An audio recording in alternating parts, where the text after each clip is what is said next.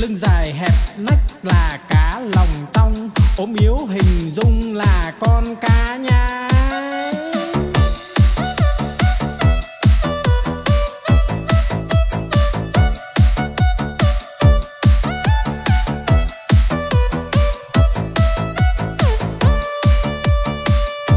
No lòng phĩ dạ là con cá cơm, không ướp mà thơm là con cá ngát. Miệng bay thoăn thoắt là con cá chim, hụt cẳng chết chìm là con cá đuối. Nhiều năm nhiều tuổi là cá bạc đầu, đủ chữ đủ câu là con cá đối. Mai nở tàn tối là con cá hoa, trắng muốt làn da là cá út thịt. Lưng dài hẹp nách là cá lòng tong, ốm yếu hình dung là con cá nhái.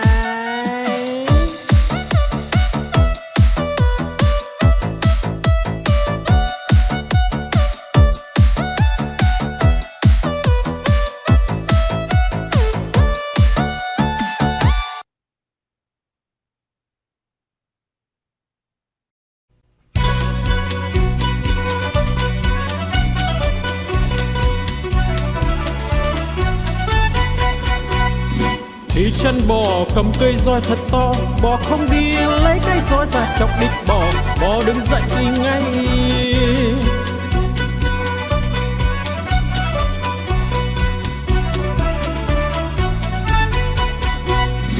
Đi chân bò cầm cây roi thật to, bò không đi lấy cây roi ra chọc đít bò, bò đứng dậy đi ngay.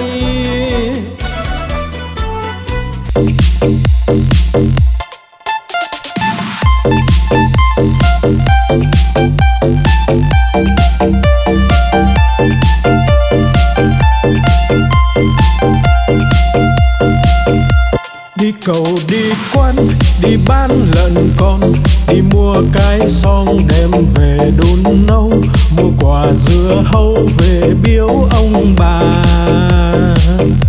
mua một đàn gà về cho ăn thóc, mua lược chải tóc, mua cặp gội đầu, đi mau về mau kẻo trời sắp tối.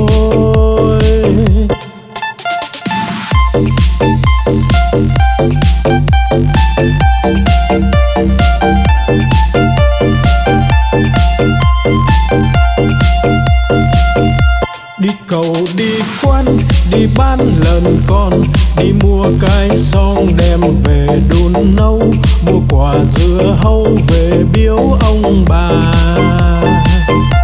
mua một đàn gà về cho ăn thóc, mua lược chải tóc, mua cặp gội đầu, đi mau về mau kẻo trời sắp tối.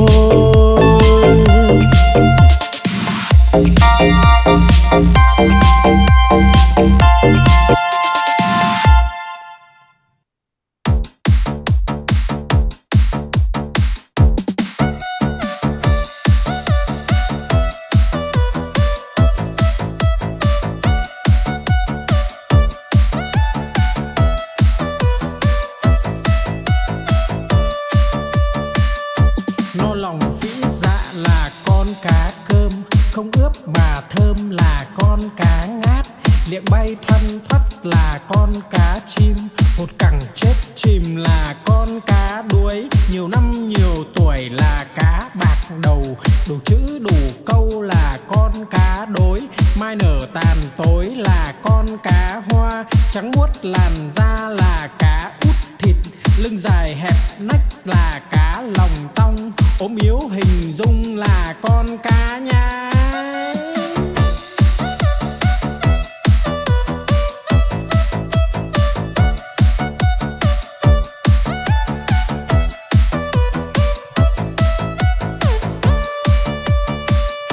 No lòng phĩ dạ là con cá cơm, không ướp mà thơm là con cá ngát.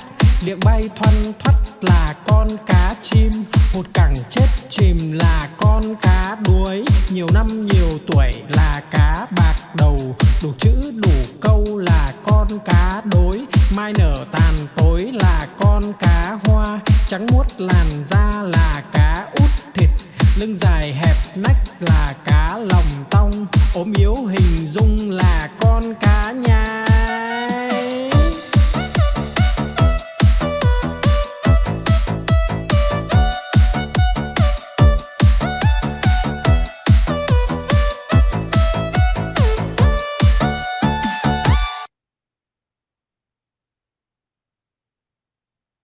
Bướm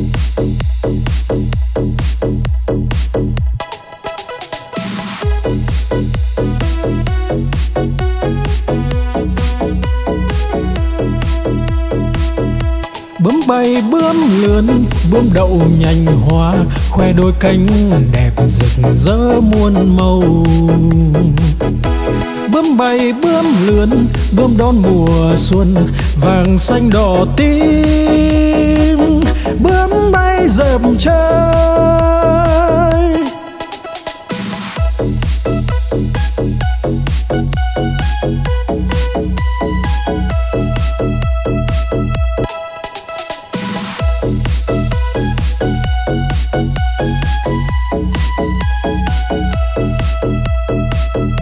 Bướm bay bướm lượn, bướm đậu nhành hoa, khoe đôi cánh đẹp rực rỡ muôn màu.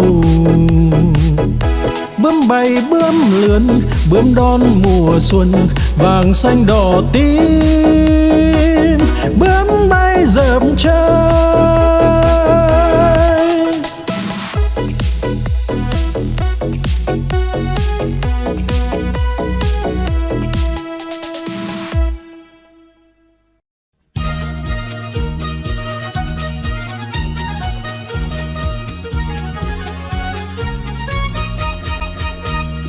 Đi chân bò cầm cây roi thật to, bò không đi lấy cây roi ra chọc đít bò, bò đứng dậy đi ngay.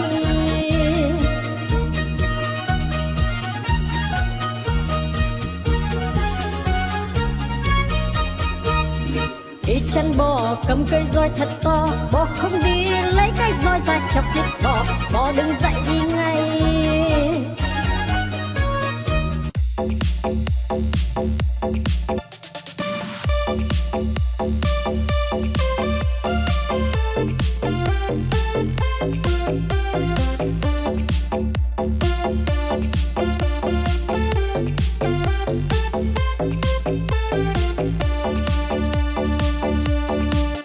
Con cua mà có hai càng, đầu tai không có bò ngang cả đời. Con cá mà có cái đuôi, hai vây về vầy nó bơi rất tài. Con rùa mà có cái mai, cái cổ thụt ngắn thụt dài vào da. Con voi mà có hai ngà, cái vòi nó cuốn đồ nhà đồ cây. Con chim mà có cánh bay, bay cùng Nam Bắc Đông Tây tỏ tường.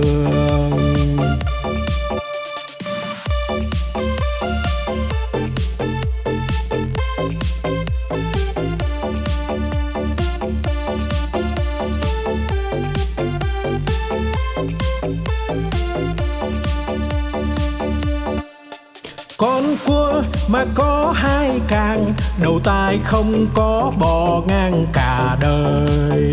Con cá mà có cái đuôi, hai vây về vầy nó bơi rất tài. Con rùa mà có cái mai, cái cổ thụt ngắn thụt dài vào da.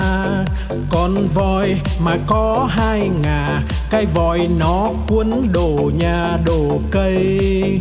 Con chim mà có cánh bay, bay cùng Nam Bắc Đông Tây tỏ tường.